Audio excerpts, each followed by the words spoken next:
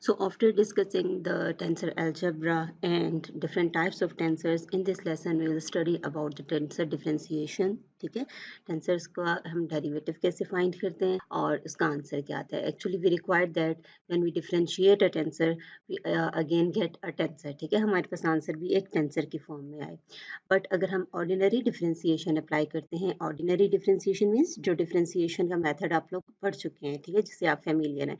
अगर हम वही डिफरेंशिएशन का मेथड अप्लाई करते हैं तो हमारे पास आंसर टेंसर के डेरिवेटिव का अगेन टेंसर नहीं आता. See this how consider a contravariant tensor this. ठीक है, हमने एक कंट्रावेरिएंट टेंसर कंसीडर कर लिया रैंक 1 का, and this tensor is defined on a curve with parametric equations this xi is equal to xi of t. ठीक है, t जो है वो कर्व का पैरामीटर है. and this is a tensor of rank 1, contravariant tensor है तो उसका हम transformation law लिख लेंगे.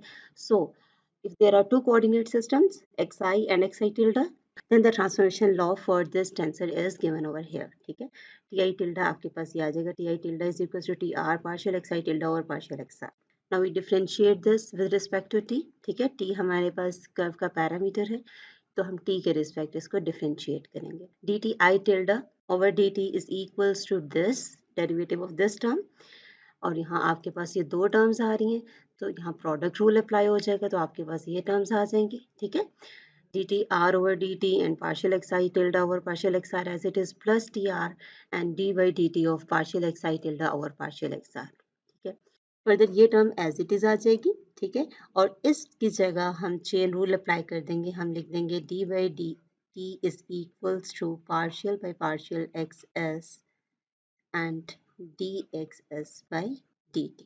ठीक है, तो हमारे पास ये रिजल्ट आ जाएगा, ये टर्म आ जाएगी, which shows that the ordinary derivative of tensor t along the curve is a contravariant tensor when and only when the xi tilde are the linear functions of the xr. How? See over here. अगर आपके पास ये term zero हो जाए, ठीक है, ये वाली जो टर्म है सेकेंड टर्म, अगर ये टर्म सारी जीरो हो जाए और सिर्फ ये टर्म आपके पास रह जाए तो ये तो ट्रांसफॉर्मेशन लॉ है टेंसर का. ठीक है, टेंसर ऑफ रैंक 1, तो आपके पास जो टेंसर का डेरिवेटिव है वो अगेन एक टेंसर आ जाएगा. और ये टर्म कब जीरो होगी? जब इसमें ये वाला फैक्टर जीरो हो जाए. ठीक है, और ये फैक्टर कब जीरो होगा? जब आपके पास सेकंड ऑर्डर डेरिवेटिव्स इसके जीरो हों. मींस के जो ट्रांसफॉर्मेशन लॉ है दोनों कोऑर्डिनेट्स के बिटवीन एक्स आई टिल्डा और एक्स आर के बिटवीन वो आपके पास लीनियर हो. ठीक है, तो सेकंड ऑर्डर डेरिवेटिव सारे जीरो हो जाएंगे तो आपके पास ये टर्म वैनिश हो जाएगी और ओनली ये वाला एक्सप्रेशन रह जाएगा जो ट्रांसफॉर्मेशन है लॉ है for contravariant tensor of rank 1. So we can say that this derivative is a tensor if xi tilde are the linear functions of the xr. ठीक है, ये एक सिचुएशन में हमारे पास सिर्फ ये डेरिवेटिव जो है वो आंसर देगा टेंसर में, अदरवाइज हमारे पास आंसर टेंसर में नहीं है because of the second term. So here comes the theorem.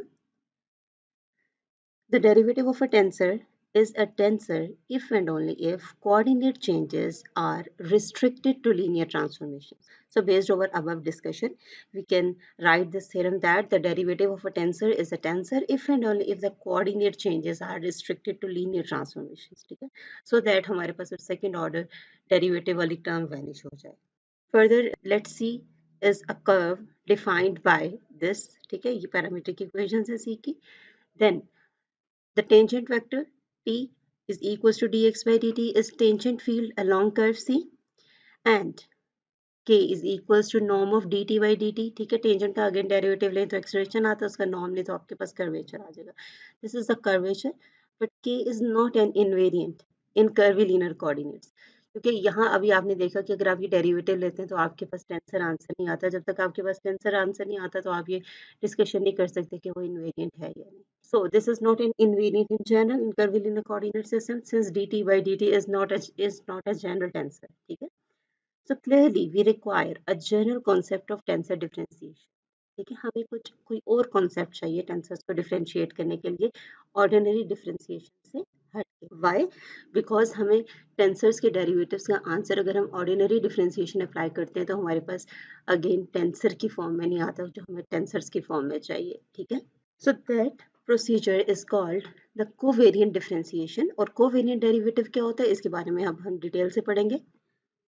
The covariant derivative of an arbitrary tensor is a tensor of which the covariant order exceeds that of the original tensor by exactly 1. ठीक है, covariant derivative क्या होता है और क्यों apply करते हैं ये तो हम पढ़ेंगे, लेकिन कोवेरिएंट डेरिवेटिव से टेंसर का जो कोवेरिएंट ऑर्डर है, लोअर इंडेक्स है, वो एक इंक्रीज हो जाता है।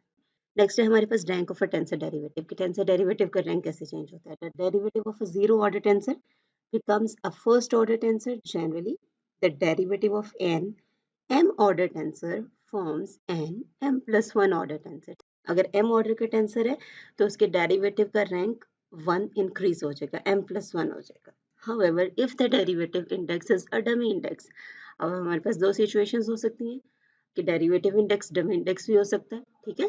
तो अगर डमी इंडेक्स है then the rank of the derivative will be lower than the rank of the original tensor. For example see this, ठीक है। अगर आपके पास सिंपल टेंसर है ए आई जे, अगर सिर्फ ये टेंसर है ए आई जे तो इसका रैंक 2 है। बट अगर आप डिफ्रेंशिएट करते हैं और जो डेरिवेटिव का इंडेक्स है वो भी जे है, तो ये जे तो डमी हो गया, तो आपके पास अब इस डेरिवेटिव वाले टेंसर का रैंक जो है वो 1 आ जाएगा, ठीक है। तो इस केस में रैंक जो है वो एक कम हो जाएगा।